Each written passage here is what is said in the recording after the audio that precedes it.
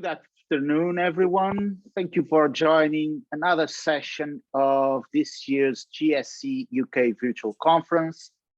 This is session 70A, presented by Michael Fitzgerald on the topic of understanding PARMLIB for a successful IPL. As always, any questions that you guys may have, please raise them in the chat box, and Mike will be answering them at the end of his presentation. So Mike, the floor is yours. Okay, thank you, Rui. Good afternoon, everybody, and thank you for being here. Just a little bit on this, first of all, where I am, because Rui was just asking me. So you'll see from the map here, this is Ireland. And if you look behind my shoulder, that's kind of Europe on this side. And Ireland is that little island west of the Brexit country, which you all know of. So if you look at the map here, Cork, Cork is a city, but also the name of the largest county in Ireland. Where on the island of Ireland, you've got 32 counties, and for all you rugby fans out there, you've got 4 provinces, Cork being part of Munster. Cork people believe they are Irish by birth, but Corkonian by the grace of God. And so there is a distinction between everyone else, and hence the map. You've got the map of Cork and not Cork. And even Cork people believe that the real capital is Cork, not Dublin. And of course, you can get a Cork passport, which Brexiteers will like, as it can be purchased in the famous English market in Cork City. I might add that the passport is not accepted at international borders, but is very useful to flash in Irish pubs, as the barman will know immediately that you're looking for a pint of Murphy's instead of a pint of Guinness. We down here are based in the village of Crosshaven at the mouth of Cork Harbour. And for those of you, as I said, that don't know where Ireland is, you can see that there in the backdrop. Okay, to take this a little forward, GSE as usual is doing charities. The charities this year will receive your donation, that will receive your donations, are the RNLI, that save people in harm's way off the coasts of Britain and Ireland, and the Guide Dogs for the Blind. Again, coming back to Cork, the former footballer, now TV pundit, Roy Keane, who is from Cork, is a major ambassador for the Guide Dogs for the Blind. And we have an RNLI station here in Crosshaven. So both charities are doing amazing work, which I see on a regular basis here, in fact. Taking it forward again, for those of you that have looked at the new ZOS 2.5 initialization and tuning reference guides, and I'm sure there's none of you, but I'll save that anyway. If you have, you'll know that there are now 84 members in the PARMLIB. I cannot imagine you'd be disappointed to hear it's impossible for us to discuss everything about PARMLIB today. We'd need a whole month. Instead, we'll be concentrating on the arcane member LoadXX and the directed areas in that member. In particular, the grossly underestimated and sometimes forgotten functions of LoadXX that come into play before the IEA SYS settings. In fact, LoadXX can define which IEA SYS you will be accessing. The slide here shows you what we've defined for today's session on the GSE website, so I won't be going far from that. My primary background, well, I was a systems and assembler programmer in the 1980s, but with the formation of Fit Software in 1991, that switched to product support and distribution in the MVS arena throughout EMA. So we've got clients in particular in the Germanic, Britain, France, Nordic countries. Our first product was SAE, back then known as Standalone Editor. then becoming standalone environment, which for those of you that don't know it, gives access independently to Z volumes and data sets. So you can IPL it from the HMC. It comes up in 5 seconds. Later came the ICE, which is the integrity controls environment, that not only controls and monitors the changes by administrators to your ZOS systems libraries, and also RACF, JES, TCP, VDEM, etc. But also you do inspections to see the impact of changes. And again, not just in the individual members, but the impact on target system and SYSPLEX. So throughout the system. And that you can run as a health check too, and there's lots more besides, but it's not about the product today, it's about PARMLIB. So it's probably important because what exactly am I going to be talking about today? So in this particular slide, I'm saying what we will not be doing, as well as what we will. So, but remember, in particular HCD, I want to come back to that a little bit, is used to define an IO configuration, the IO configuration, exactly that. The output from HCD is the IODF, or IO definition file. It's a VSEM linear data set that contains both hardware and software IO information. The IODF dataset is named high-level qualifier.iodf XX, where XX is a suffix named in load member IODF statement, and we'll come to that. The initialization process begins when the system programmer or operator selects the load function at the HMC.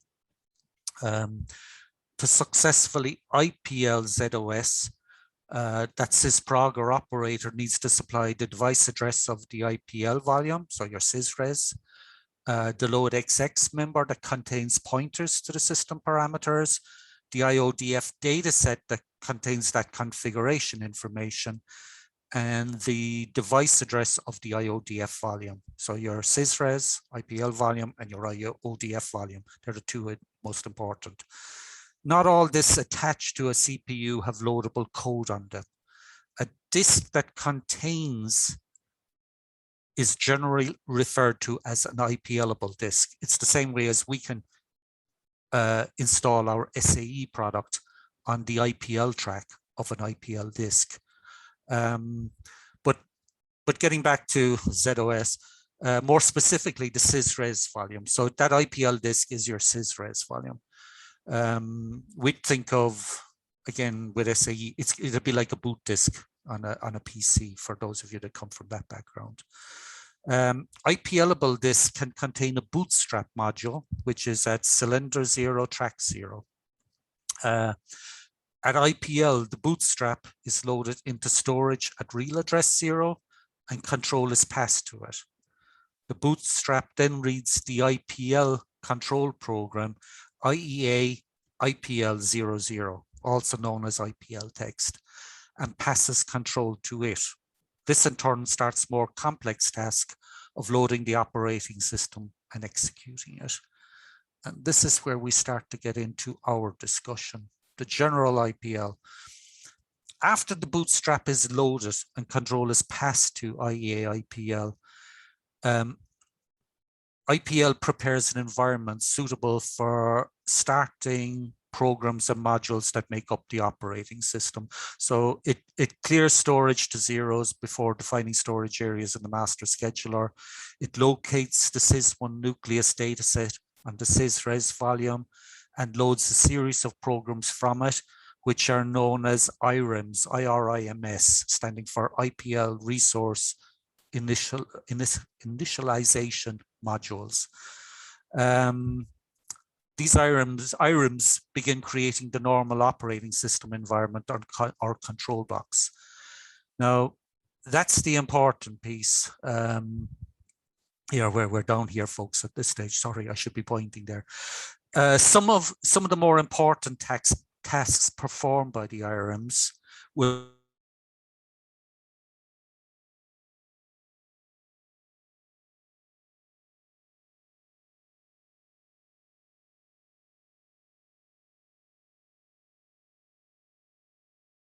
IODF dataset.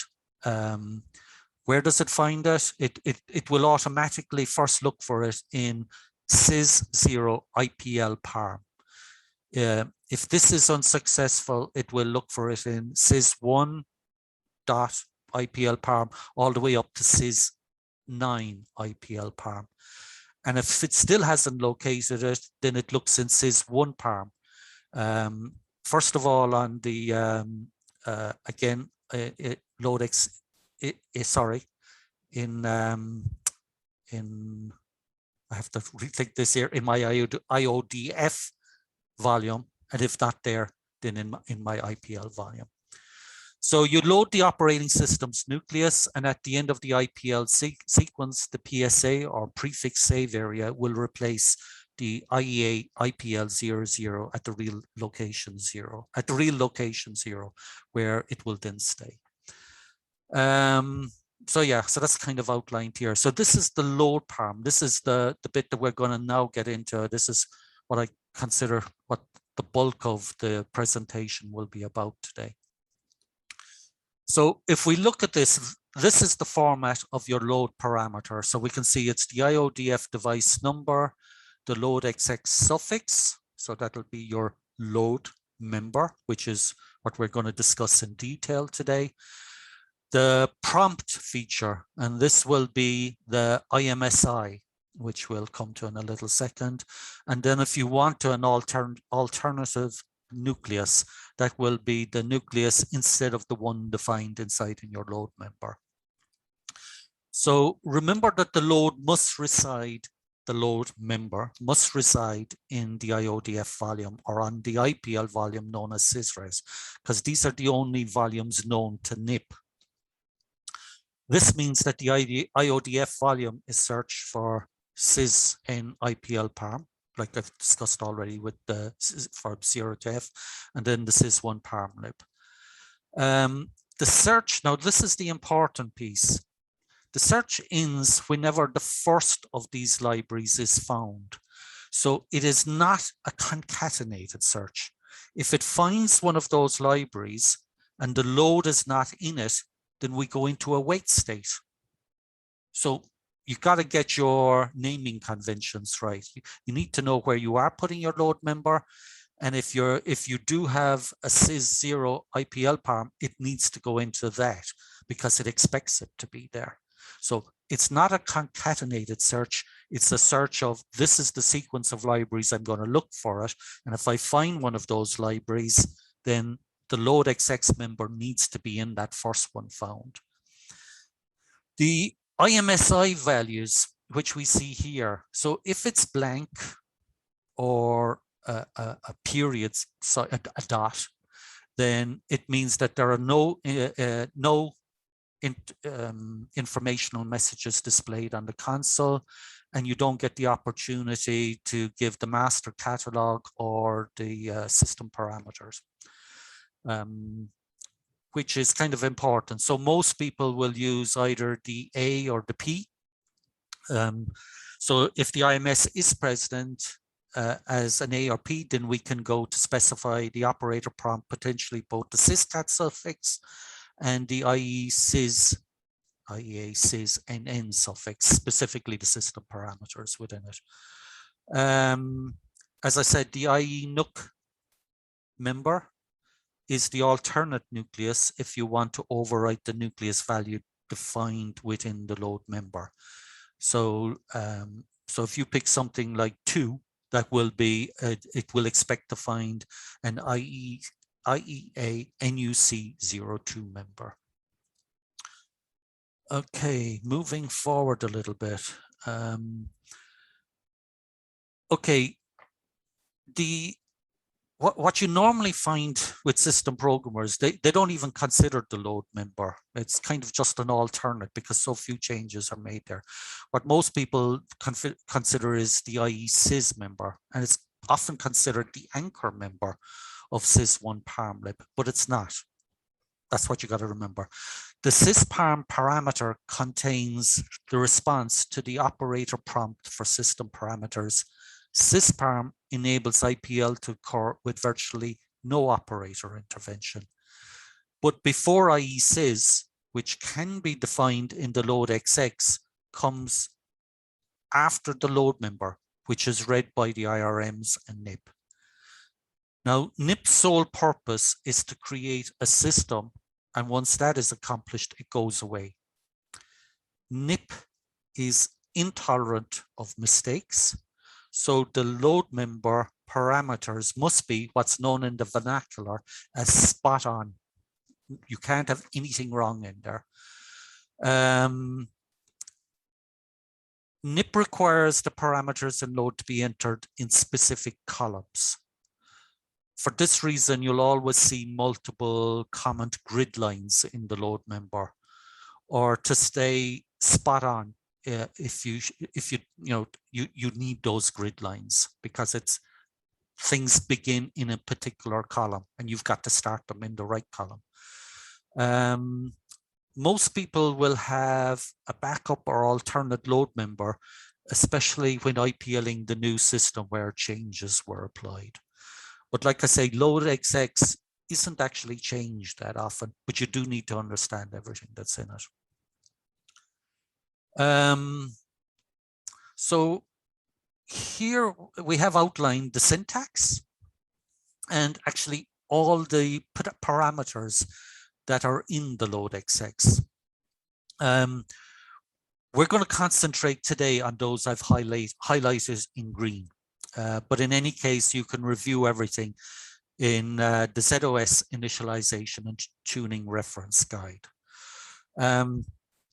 Because everything is positional, it's a little bit like punch cards or assembler or even RPG for those of you that remembered that. It's totally column orientated syntax, and it's obviously a very early member in the whole MVS program, and you can see the transition from that tabulating equipment. Only thing in common with assembler is that it's columns 1 to 72. And what it's got in common with assembler is that column 1 is for the asterisks, can be for the asterisks to denote a comment, and therefore all your grid lines here will always begin with an asterisk to show that it is a comment line. The other is that column 1, unlike assembler, where you would have a label, column 1 is where the parameter begins, and each of the parameters are outlined here. Make sure you use lots of grid lines throughout. It makes life an awful lot easier for you. You don't need all of the parameters. A lot will depend on whether you define just one LPAR in the load member, or if you have multiple CPCs and multiple LPARs defined, that will require filtering of the statements as you IPL a system using the load member with those multiple definitions. The other thing is, as it says down here at the bottom, these are described in alphabetical order, but when you create your load XX member, you obviously don't keep it in alphabetical order. You keep it in the way, you keep it what you need, and depending on the filtering process. Now, I spoke a little bit about the search order there earlier. So here it is in black and white, in case it wasn't clear.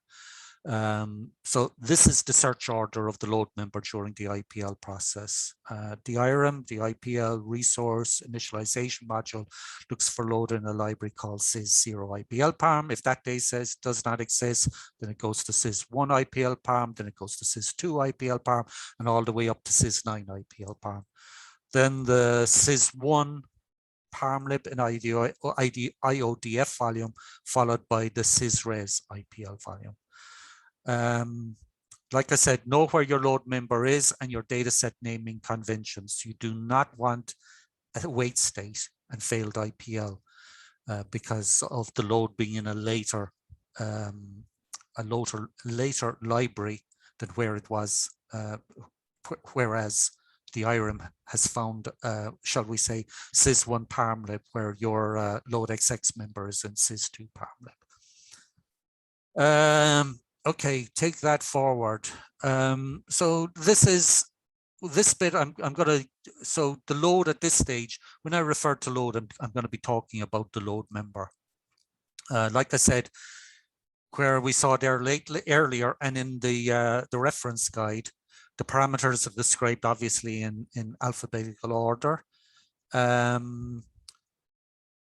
With the organization of load statements parameters, the primary focus is that it should be easy to follow. And in the same way, if you have multiple LPARs defined, then you'll create a hierarchy like I have here on the right-hand side that will make it easy to avoid any confusion. So here we can see we have some global parameters, and we'll see some real examples of those later.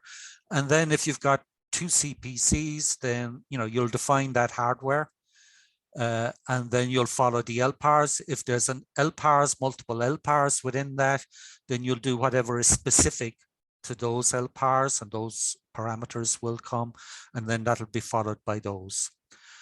Now, on the right, it illustrates that hierarchy when the load is constructed to support those multiple processors.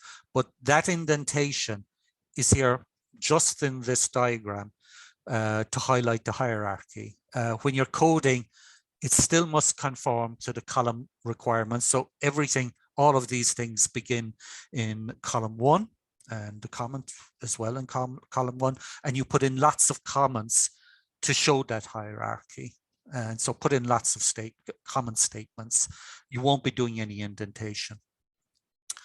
So let's have a look at what some of these would look like. A simple load member with a single LPAR is shown on the left. And yeah, not a whole lot. We'll get into more detail a little later. You'll probably find that I've written this presentation so that it can be used more for a reference, or for you to come back and pick some information out later. So I'm not going to explain everything as we go along, but you'll be able to use it as a reference guide later. A sample load member that supports multiple systems is shown on the right. So that on the right that we have here, we've got two CPs, and the second machine has two LPARs. I'm just staying with the KISS concept for presentation purposes. So that is, keep it stupidly simple, and that's what I'm doing throughout with this stuff. When we refer to the IODF statement here, or over here as well, it's good to remember that the IODF is made, what it's made up of. It's a set of configuration statements that define a network of Z platform resources, and those resources, those ZOS resources, are generally available both to the operating system, called the OSCP, and the Z platform hardware, called the IOCP. So that's what we'll be referring to, OSCP and IOCP. And then you've got also the related SCON, FICON directors, and that would be referred to by others as SWCP. I'm going to interchange it a little bit here. You'll find a lot of people, and I'll touch on it again later, where I use the term CPC, Central Processing Complex. Others will say CEC, Central Electronic Complex, and then you've got CPU, Central Processing Unit. We're going to kind of interchange those. From here, we'll be describing the parameters and their allocated positional parameters settings in the follow-on slides.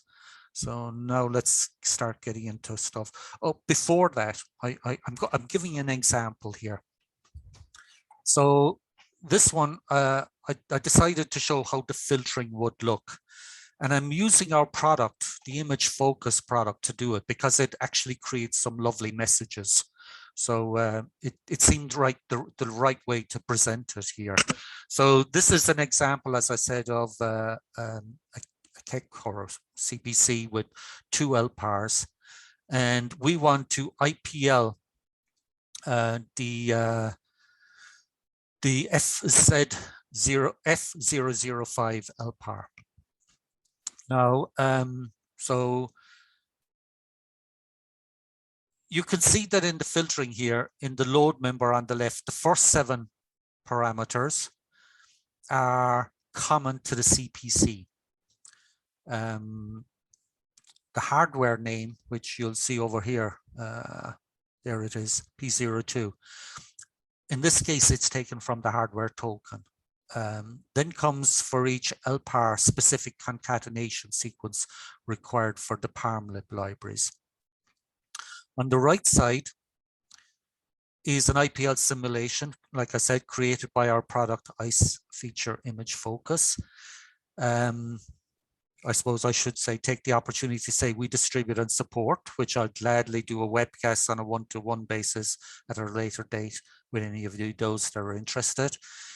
It has, as one of the many features, the capability to follow the IPL process. So to complete IPL process, ideal for training system programmers or mentoring system programmers, and ideal for anyone that's doing anything remotely or before you close a change request to make sure that everything is right. So like I said, it follows that IPL process, and here in the extraction of this initialization, we can see the filtering taking place. That's the red part. So the red for filter results. Up on top in green, we can see the load parm, which is the IODF unit address 351B, and then the IODF FC, followed by the IMSI, which in this case is a dot, and the nucleus, which is also blank. So we're just taking the IODF unit address and the load member FC. What else do you need? You don't see it here, but then after all of this, it obviously searches for the nucleus member in the SYS1 IPL PARM, the IO nuke 0N member, if that was there, in the SYS1 nucleus, the MVS level that we're on, or ZOS level, the master catalog, the IODF dataset, I already said the master catalog for PARMLIB, no, for PARMLIB datasets, that we need to search out the PARMLIB datasets. The symbolics, so the SIM member, and then all the substitution that comes through, and everything else, and right through, and goes through all the PARMLIB members and everything else. You can follow the exact same process as in a real IPL, so it allows you to make changes, inspect an impact of those changes in the member, but also on the LPAR, SYSPLEX, and backup alternate systems that would be impacted by that member. It's a good idea before you close a change request, and that's how most people use it in the product, all our clients. And definitely a must before you do a shutdown or the new IPL on the new target, as also finding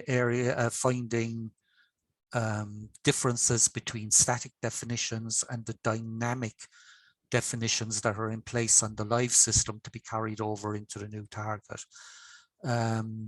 Like I said, if anyone's interested, we can set up a separate webcast.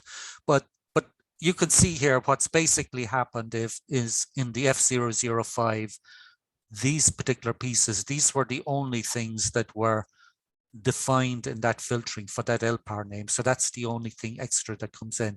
The stuff from F06 does not come in. So this is what would be carried forward as if you had a singular load XX member for that particular LPAR. Okay, so now we start getting down into the actual statements. Right, we're going to go through these fairly fast. In all of this stuff, it really is RTFM, and I'm going to change the F word to say favored. So read the favored manual, and you'll find all the information in there. In our case, it's the initialization and tuning reference guide. Went from me there for a sec. HCD is used to define the IO configuration. The output from the HCD is an IODF, and which is, as I said, a VSIM, I think I said this earlier, VSIM linear data set that contains both hardware and software information. So The hardware definitions are extracted from the IODF to create the IO configuration dataset, IOCDS. The IODF parameter here in load identified the IO configuration to NIP. So the IODF dataset is named in the high-level qualifier here. And previously that CC is the suffix for the IODF. So in our naming convention, that would be high-level qualifier dot IODF CC. Most shops start with 00, an increment by +1, or maybe a name for a specific SYSPLEX or LPAR. That high-level qualifier is specified obviously in column 13 to 20. If you use the 8 equal signs, it's specified, then we extract it, or the NIP extracts it from the hardware configuration token. If that extraction fails, then the IPL fails and you go into a wait state. If you use, instead of CC, the special characters, so that would be asterisk, well, it's outlined here, what am I saying? Asterisk, asterisk, plus, plus, minus, minus, equal, equal. Then various different things can happen. If you use the asterisk, asterisk, the IODF specified in the hardware configuration token is used. If the hardware configuration token cannot be located, IODFs X00 to XFF will be searched to find the matching token and operating system ID. If still not located, then again it enters a wait state. I probably should say here there are different actions for different special characters, and it really is a case of RTFM. Because there's so much that goes with it and the different sequence that it follows, etc. I've outlined some here on the right hand side for the equal equal and the asterisk asterisk. The 3 areas where the hardware configuration token exists and can be found is in a production IPF. There is a hardware configuration token for each processor defined, in the IOCDS, and in the HAS, the hardware system area. Sorry, take forward to the next slide. So now our nucleus, again, I've kind of outlined everything because I'm using this as reference information for you later. There's not a whole lot for me to add. Everything I want to say is on the slide. Basically, you're defining the IEA-NUC 0N member to be loaded in the SYS1 nucleus. Remember, for the operator override, the load parameter is made up of the IODF unit address, the load XX value, the potential IMSI value, and that alternate nucleus value. So we define our nucleus in here, the default that we want, but if we have the IMSI value stated on the A or the P, then we can override that on the operator console.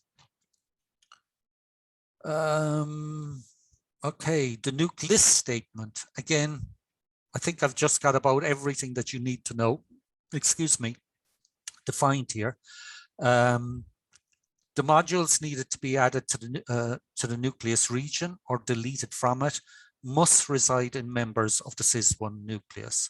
So to add or delete modules, simply specify members on an include or exclude statements in the nuc list member, nuc list 0001. On each include statement, so this is within the nuc list now, not here. So this is the member that we're specifying. The include statement specify one member of SYS1 nucleus to be included in the nucleus region at IPL time. You use the include for code that needs to reside in the nucleus region, such as device support routines, and installation defined SVCs. And then the exclude is used to exclude what was previously included and which you are now going to replace with an include statement. Again, the nucleus member must reside in the same data set as the load member. The IE sim, again, everything here for the symbols, I think I've written down just about everything that you do need. You'll often find multiple sim members. So that's the sequence. You either give just the number that you want, or if you've got multiple sim members, then you'll have an open parenthesis followed by 2 digits, comma, 2 digits, comma, 2 digits, etc.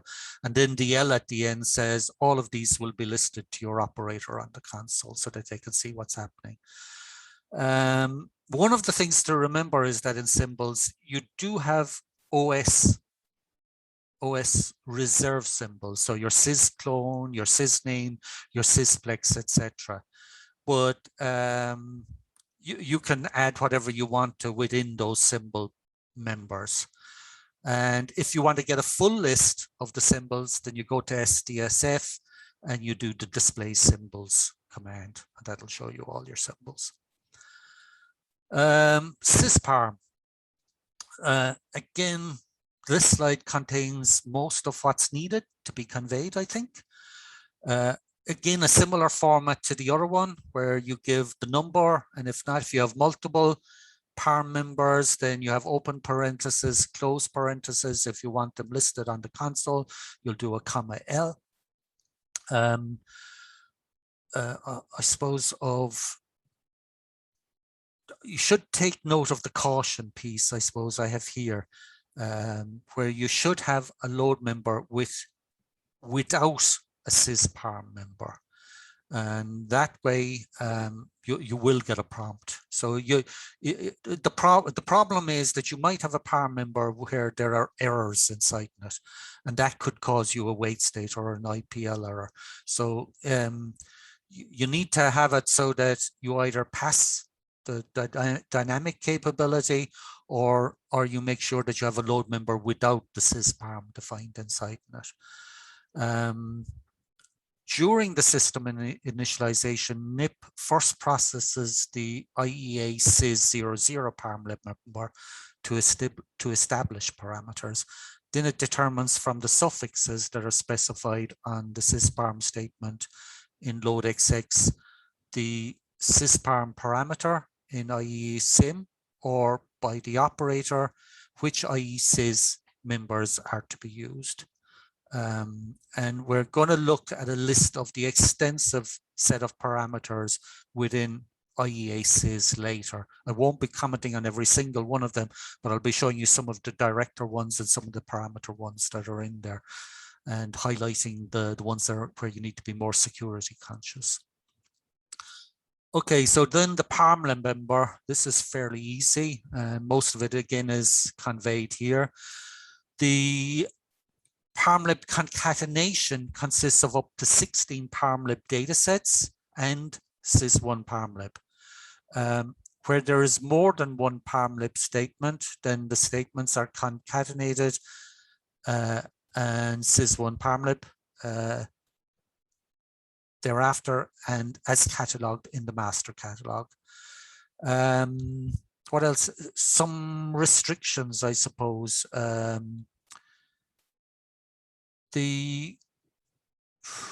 will I think of here? You've got you have some restrictions on cataloging where when the system symbol is used, indirect volume serial support can only be used for data sets residing on SysRes and its logical extensions. I'm just checking here to make sure nothing has gone wrong. Okay, that seems to be okay. Because you heard maybe the phone there in the background. I was just afraid in case somebody was trying to contact me saying that you could not hear me.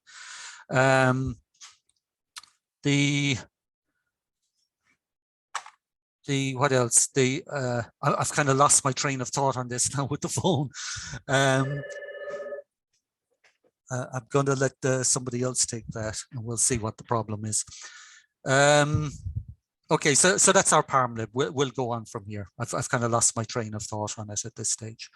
The SYSCAT statement. Again, this slide contains of most of what needs to be conveyed. The SYSCAT parameter is used to identify the master catalog. It's that simple. So column 20 to 63 here, this bit forward, and define some other options. So for instance, the master catalog type, you have 1 and 2, and 2 denotes that SYS percentage to SYS1 conversion can be used. So because SMS requires uniquely named datasets, you normally cannot or would not be able to access the system datasets for one system from another system because they have the exact same dataset names. However, you might need to update one system SYS1 datasets from a different system, and that's where the SYS percentage facility allows you to do this by permitting access to system datasets with alias names. So that alias names for SYS SYS will be the first 3 characters followed by another character that is not 1. So the typical thing is SYS A and SYS B. The alias level. The primary use for multi-level alias is to catalog datasets with the same high-level qualifier into different user catalogs using the second level qualifier or third to define the alias. So you might do, things like test or prod, and the high level qualifier might be something like the project name. Or the other one that I wanted to point out here, because for people that are around a long time, they will remember the blank. So this is the master catalog type. Today you just have the ICF catalog and the SYS percentage, like I was speaking of. But in the old days, you also had the VSIM catalog. That's now gone. It's just 1 or 2. The SYSPLEX data set. Again, the slide contains just about everything that you would need to know, and I'm going to run through this fairly quickly. It also has the substitution text for, or it also supplies the substitution text for the SYSPLEX system symbol. And the only thing I'll say is make sure that your SYSPLEX name is different, obviously, to all your system names or your LPAR names, whatever you want to call them. And that's about that one. Moving along quickly, the hardware name. So the primary info is outlined for you on the right. This parameter is used when you have multiple CPCs you want to find in the IODF, and you need therefore filtering of follow-on value parameters for the specific CPCs. Lots more to say there, but I'm running short of time. The LPAR name, it's in the name, it's your LPAR name. Again, what comes after the LPAR name are the parameter statements that are pertinent to that image LPAR. So there's a lot in the load, and it was best described by a mentor of mine a long time ago as an arcane member. And I must confess, I had no idea what that adjective at the time meant, if it was literary, technical, or moon landing, but it sounded wonderful and I looked it up. And if you look down here at the bottom, it means it's understood by few, mysterious or secret, or better still in the columns, requiring secret knowledge to be understood. And that's really what the load member is, and what a lot of the PARMLIB members are. So again, everything is, I took the 2.3 here because everyone will have access to that one if they don't have 2.4, 2.5 yet. And you'll find everything that's what you need to know about the PARMLIBs in there. I decided I'd take this one on the IE-SYS because, like I said, most people think that that's the most important member to your IPL. And the stuff in the red in particular is where I think there's a lot of security conscious type stuff that you need to be aware of. I just put in the warrant down here. The warrant, it says that ask that the system warns when finding an undefined system parameter rather than prompting for new system parameters. And then if we start looking at these ones that I have in red in particular that I want to kind of touch on, SSN completes the name of the PARMLIB member, IEF SSN is XXX. And that's why I say these are directors. They're leading you to other members, whereas these are the parameters that you'll just set within the IESIS member. The SCH, probably one of the most important ones, from which the master scheduler obtains its parameters. This member centralizes control over the size of the master trace table, big deal, but really important are the program properties table. So all of those programs are defined in there with their values. The SVC, where am I here? That completes the name of the PARMLIB member ISVC XXX, which contains the information that an installation supplies to define its own SVCs. The NIP processing places these SVCs in the SVC table. And then the SMF is important because you don't want somebody deleting SMF records that are supposed to be within your SMF libraries and where you're supposed to be recording information. So giving people access to that SMF PRM member is really important. And then, you know, things like the LPA over here. Sorry, LPA is here, it's a director. But the PROG, probably again, one of the most important ones, because instead of our APF, we now define most of our authorized libraries within PROG members. And you can have multiple PROG members, and these will be defined in here, and up to 256 members per PROG, I think it is. So, you know, almost no end to how many you can define there. Again, taking forward, this is just a listing of all 84 PARMLIB members. You can look them up and you can decide what you want to do with them, but it really is read the manual. This is drilling down into what I think is important with the security. The APF member is still there, so people do still use it. Probably the most important aspect of this one is that you ensure that any data set defined in it pre-exists, well, definitely in production. Do not define it in advance of allocation, as somebody else might otherwise allocate it and use the programs of their own programs within it. So that's a big one for auditors. The linked list defines the linked list, but again, you can define some of those within the PROG XX, and you'll find some interesting information that we've outlined here. The LPA list member to define the LPA. Like I said, the PPT is defined in the SCHED XX member, and the PSW keys, anything close to 0 is top supervisor mode, and then your 7 is low prior or low, well, no, next to no supervisor capabilities. Again, taking it forward a tiny bit, this is a picture of just about everything that I've been trying to tell you. And here's that IODF volume or unit ID, the load XX suffix, the IMSI, and the nucleus. Over here, we can see the OSCP. On the hardware side, it's the IOCP.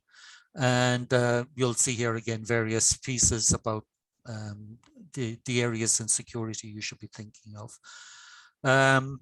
This is the only piece I'm going to put in on our product, because you can see, you know, when you use the product, you can do the inspection process using what we call the ICE, the Image Integrity Control Environment Scheduler, an external scheduler, a health check, a batch job, or here like I have in the Image Focus World Workbench. And you can see, you just put in the IPL address, you put in your load parm, so that's your IODF, again, with the load XX member that you want done. In this case, the IMSI we're not using, but we're giving it a nucleus. It's the one default. The SYSCAT would be, if the IMSI was defined, then you would be giving these, because these would be the prompts that you would be giving, your operator would be giving. And then we've got an additional command member. This is used because most people today, instead of starting their tasks in the command member, are using automated operations. So we would be using those type of commands. So command equals quote S space JES2 close quote. That type of thing. You'd put that in here so that we would automatically then do an IPL process, a simulated IPL process with all your started tasks as well, your TCP IP. Again, that's what, you know, you can turn them on down here to JES 2 or 3, and that's JES 3 plus in the future as well, VTEM, TCP IPS, kicks. The hardware name can be supplied, the LPAR name can be supplied. And what's interesting is when you're, as a SysProg, you know, if you're creating your own members, well, you can define what data set that's in, and that will be concatenated in front of the load XX PARMLIB members. And then you can, once you know that it's working correctly, you can put it into the correct load member, or into the correct PARMLIB member, I should say. What else? That's about it, because I'm just giving us enough time for questions. I'm sorry I ran through it a little bit fast there in the end. For those of you, when we get past Brexit, or not Brexit, I've got Brexit in the brain. When I put up a map like this, I'm always thinking I'm missing the UK here on the side, because a lot of the new maps have left the UK out of the map. But if any of you get over here, this is where we're based. And yeah, and by all means visit us. So I'll let Rui open it up, and Rui, if there are any questions, maybe you can ask them.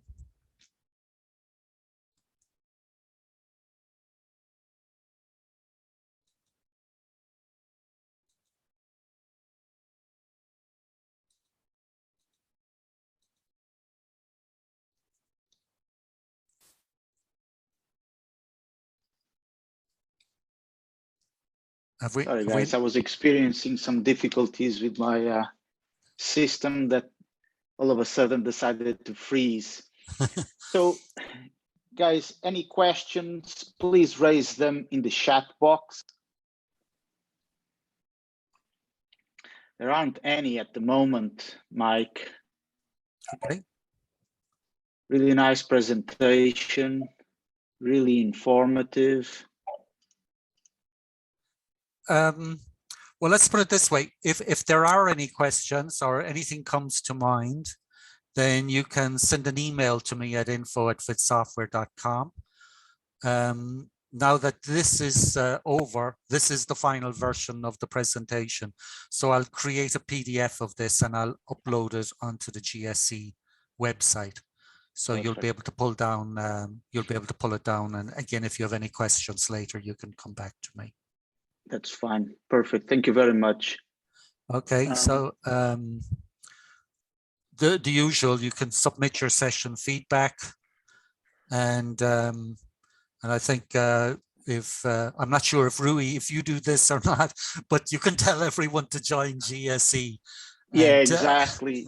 There are always benefits for joining GSE, discounts, access to data, information, presentations, and even meetings that are exclusive to GSE members. So please do consider that. In any case, just for you guys to be aware of, our next session is at 2 o'clock this afternoon, UK time, and the subject will be using open source languages to modernize business critical applications on ZOS. So if there are no further questions, Mike, thank you very much once again for your Excellent. lovely presentation, very informative. And to everyone else, well, I hope to see you at 2 o'clock and have a great lunch. Cheers. Thanks a lot. Have a good day, everyone. Bye now.